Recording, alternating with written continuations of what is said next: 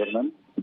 அரசு பள்ளிகள், அதே போன்று அரசு நிதியுதவி பெறும் பள்ளிகளில் இடைநிலை ஆசிரியர்கள் மற்றும் பட்டதாரி ஆசிரியர்கள் பணிபுரியக்கூடியவர்களில் 5 ஆண்டுகளுக்கு மேலாக பணிக்காலம் இருக்கக்கூடியவர்கள் கட்டாயமாக ஆசிரியர் தகுதி தேர்வை எழுதி தேர்ச்சி பெற வேண்டும் என்றும், இல்லை என்றால் அவர்கள் கட்டாய ஓய்வில் செல்ல வேண்டும் என்றும் அண்மையில் உச்சநீதிமன்றம் தீர்ப்பளித்திருந்தது.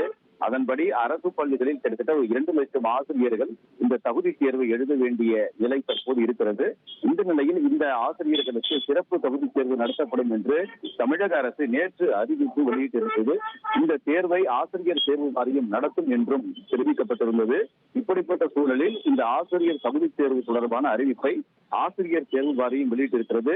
அடுத்த ஆண்டு, வரக்கூடிய ஜனவரி மாதம் 24, 25 தேதிகளில் ஒரு ஆண்டுக்கு 3 கட்டமாக சிறப்பு தேர்வு நடத்தப்படும் என்று தெரிவிக்கப்பட்டிருக்கிறது.